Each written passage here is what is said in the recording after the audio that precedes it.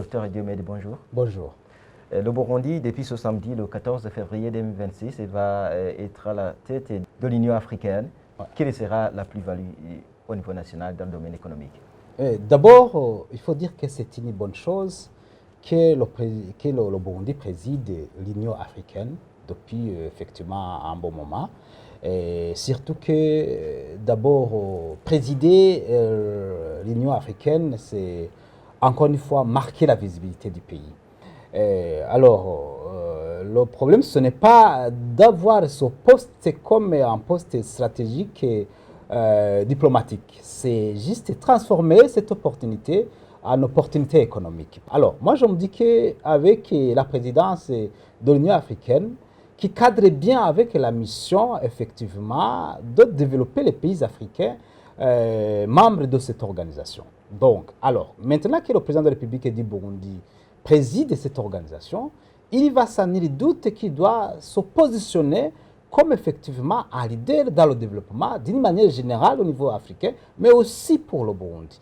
Et cela demandera que le président de la République ait un agenda particulier pour le Burundi, notamment essayer de s'aligner avec l'agenda 2063 de l'Union africaine, avec l'agenda, la vision 2040-2060 du Burundi, qui est un document déjà aujourd'hui vulgarisé au niveau national.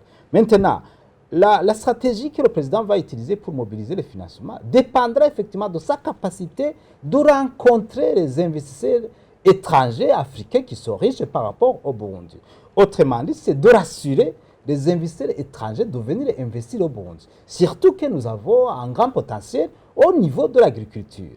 Au niveau de l'énergie, je crois que nous avons un problème sérieux, mais déjà, il y a certains projets qui sont en train d'être financés par la Banque africaine de développement. Pour moi, je me dis que ce sera une occasion pour le président de la République d'abord d'approcher la Banque africaine de développement pour qu'il puisse toujours continuer à appuyer certains projets. Il y a aussi des routes qui devraient être construites depuis un bon moment aussi, la route de Tanzanie qui reliait la Tanzanie et le Burundi. Tout cela sont des projets qui sont en cours, que le président de la République pourra absolument sauter là-dessus pour pouvoir dire accélérer ces projets, surtout que le taux de décaissement et le taux d'exécution de certains travaux ont été ralentis. Il y a plusieurs raisons. Ça, c'est au niveau des infrastructures. Au niveau de l'énergie, c'est la même chose. Au niveau de l'agriculture, nous pensons que c'est le bon moment pour le président de la République de pouvoir approcher certains investisseurs pour venir au Burundi pour transformer certains produits. Ici, je fais allusion aux produits comme les tomates, comme les poissons, comme les légumes. Il y a beaucoup de produits au Burundi qui sont produits qui aujourd'hui ne sont pas transformés. Si on instaure un système de stockage et de transformation, le Burundi pourra générer beaucoup d'argent et pouvoir vendre à l'étranger et éventuellement rapatrier les devises. Voilà, moi je me dis que c'est une bonne opportunité.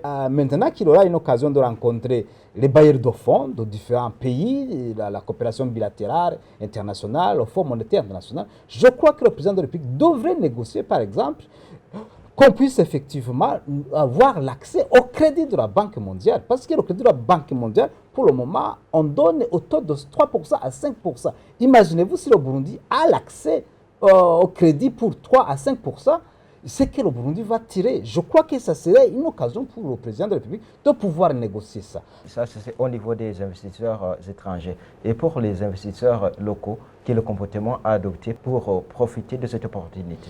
Pour les investisseurs locaux, je crois qu'il faut s'aligner avec la volonté de l'agenda de l'Union africaine maintenant qu'on a un représentant pour cette organisation. Autrement dit, les investisseurs locaux doivent absolument continuer à produire, continuer effectivement à se connecter, à profiter de cette plateforme qui vient de s'offrir.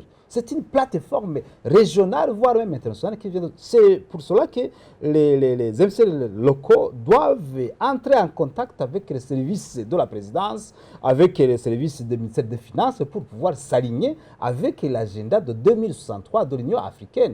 Et partant, effectivement, voir certains produits et services qu'il faut développer pour être compétitifs dans la région. Donc, je crois que c'est un travail collectif où les investisseurs, la population, doivent effectivement accompagner cette opportunité que nous venons d'avoir pendant ce moment et éventuellement nous dire, voilà, chacun dans son domaine pour qu'il puisse tirer son bénéfice. Nous sommes vraiment à l'ère où le pays est possible de développer. Je vous remercie. Merci, monsieur. Merci.